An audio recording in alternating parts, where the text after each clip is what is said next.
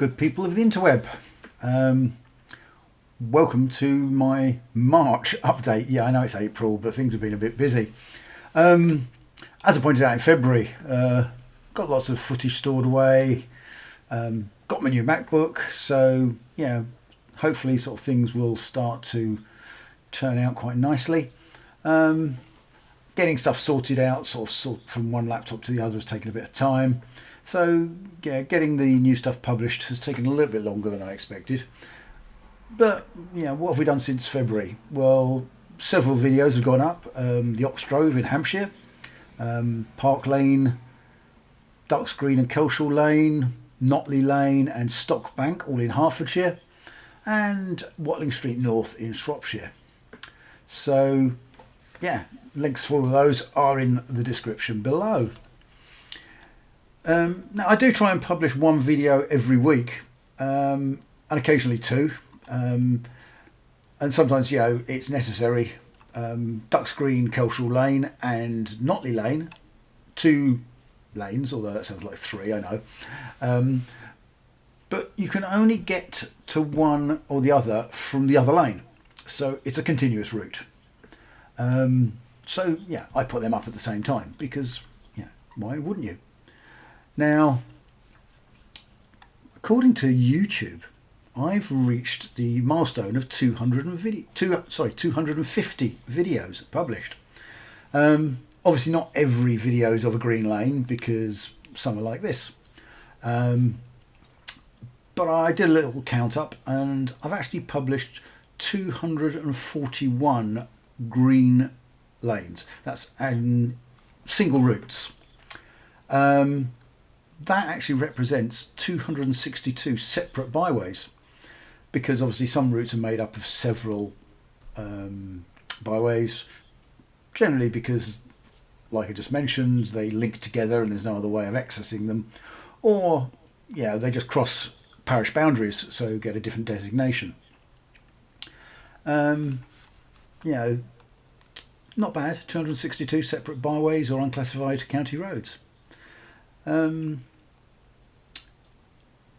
Sometimes, you know, you'll find one that's quite odd, like Stock Bank, which I put up recently. It's a single route, but one end is a byway and the other end is an unclassified county road. Yeah, it's all named Stock Bank. It's continuous. You know, it's slightly bizarre, but that's the world we live in England and Wales. So, also, why I've been busy is with my Rallymoto hat on. We've had quite a lot of activity. 2 events recently. I was doing prep for one and obviously running 2 of them on the day, and I've also been prepping for another event that's coming up this weekend. So firstly I had to finish off the route for the first one, and that was an adventure rally raid from Greenham Common in Berkshire. I had to ride it twice, as quite a lot of the lanes that I originally put in were not really suitable for big bikes. I rode it in fairly dry weather, but there were some horrible muddy sections, some rutted stuff. If we had rain, they would have been awful. So I had to come up with an alternative route, and a second ride was therefore required. This of course did give me lots of new footage for the channel, which is great. West Berkshire, Hampshire and Wiltshire, all coming soon. Now the event itself went very well, and of course the weather stayed dry throughout, so wasn't too much of a concern. And as I said, if you are interested, have a check out of the Rallymoto website. Again, link down below. I'm sure it'll appear on the screen in front of me magically at this point. Now the following weekend was what we called the Icebreaker Challenge Rally Off on Salisbury Plain, and this followed our 3-month-long remote digital event, the Icebreaker Challenge, and this allows members to ride the routes at their own sort of leisure, anytime over a 3-month period. They record the ride on our app, and they get results as soon as they finish. I planned 8 routes across the country. We had 4 in the north, moderately, and 4 in the south. The northern routes were in the Lake District, Yorkshire Dales, North Wales and the Peak District. Now I know a lot of people say, yeah, the Peak District's actually in the Midlands. It was in the north, and I managed to start and finish it in Yorkshire. Down in the south we had Hampshire, Rutland, Surrey and Thetford Forest. Again, I know Rutland's Midlands, but yeah, you get the point. Now the idea of the rally off was to take the lowest scoring 10 riders from the 4 northern routes and the lowest scoring 10 from the southern routes.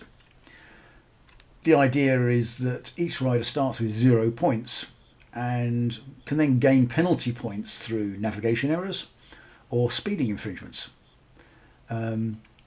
So once we've got our 20 top riders, we've pitched them together in an event with some sort of extra hard, tricky navigation.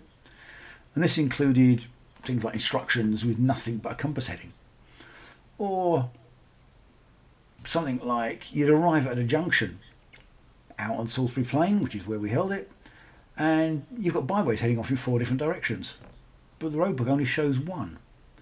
So you've got to make sure that your orientation and your compass heading is all spot on before you can choose the right one. So at the end, 16 riders were able to make it, and we duly set them off. At the end of it, it was Liam from Sheffield representing the northern team who won the day. In fact, it was a tie with another rider, Dave, both on 3 penalty points for navigation errors. So it went down to time as a tiebreaker. And amazingly, they were only a fraction over 2 minutes apart, but Liam took it by a whisker. Now, I spent most of the day sat in a van out on a checkpoint out on the plain, so not the most glamorous role, but yeah, an essential one nevertheless. Our next event will be the Buckinghamshire Adventure Rally Raid, although that's a bit of a misnomer, because although it starts in Buckinghamshire and finishes, it crosses almost straight away into Oxfordshire and then into Northamptonshire, where the route spends most of its time. The route is admittedly a bit light on byways too, but it was put together quickly as the rest of the Rallymoto crew are all off in Portugal for the Tour of Portugal at the moment. And this left a big hole in our calendar. So I came up with this route quite quickly to fill the gap. I rode the trail route on Easter Monday, and despite being a bank holiday, it was surprisingly quiet. All the chosen lanes were deemed suitable, with a few tricky bits, but some of the tarmac roads I used, and I use that description lightly, left a lot to be desired, and added very much to the riding challenge. I rode the tarmac route the following weekend, and I use that as an excuse to get my wife's bike out from its winter hibernation. She's got a Triumph Speed Twin 900, so very much tarmac biased bike. And some of those interesting roads, when I rode them on my Aprilia Touareg, turned out to be downright diabolical on the Triumph, with short travel suspension. It was not good, to say the least. So I've actually done a bit of a change to the tarmac route, diverted people round them, kept them in on the trail route because they're pretty much like byways now. Doesn't say much for the state of road maintenance around this part of the world. So apart from the biking side of things have been busy in my day job, not least because I'm also halfway through a master's degree in risk and safety leadership at the University of Portsmouth. And I've just started on my research project, dissertation or thesis, whatever you want to call it, which is entitled A Qualitative Exploration of Hospital Missing Patient Search Procedures and the Lessons that Can be Learned from Lowland Search and Rescue Teams. Why Lowland Rescue? Well, another reason for being snowed under since October is I've been a trainee with Oxfordshire Lowland Rescue. 2 weeks ago I passed my final assessment, and I'm now a licensed search technician and a full operational member of the team. We've been covering stuff like missing person behaviour, first aid, water awareness, search techniques, including road searching, safeguarding training, several exercises thrown in. And it's been a very interesting time, and just something that I wanted to do for a while, and the opportunity came up last year. So the next step, hopefully, is to get appointed to the medical team, which, if successful, will involve, I think, another 6 months of training. And then the 5-day FREC 3 course. That's the First Response Emergency Care Level 3. I'll keep you updated on my progress. Could be some interesting times.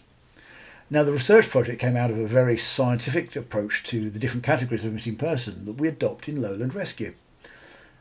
This is opposed to the sort of one-size-fits-all that we use, certainly at my hospital trust. So we're looking sort of to compare and contrast and see what we can learn from each other, in fact. So, yeah. I was told to find a subject that I would be passionate about, and I was lucky enough to get it, approved at work. So, yeah, we're just pushing ahead, doing all the boring stuff like getting all the ethics signed off at the moment and designing sort of interview questions and that sort of stuff. So, thanks for reading. And please remember, if you really appreciate what I'm doing, you could support my efforts at Buy Me a Coffee, link in the description below as usual, and ironically it can be less than a cup of coffee. That says something for the price of coffee these days, I guess.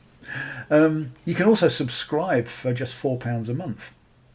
You'll get my inane ramblings in the form of a newsletter, usually about a week before I put these videos out. So if you are reading this or have read this, thank you very much indeed, because you're already supporting me. Otherwise, subscribe to the channel, hit the like button thingy, hit that little bell so you get notified when new stuff comes up. Thanks for watching. This is the Byway Nomad. Stay safe out there. Maybe I'll meet you out on the lanes one day.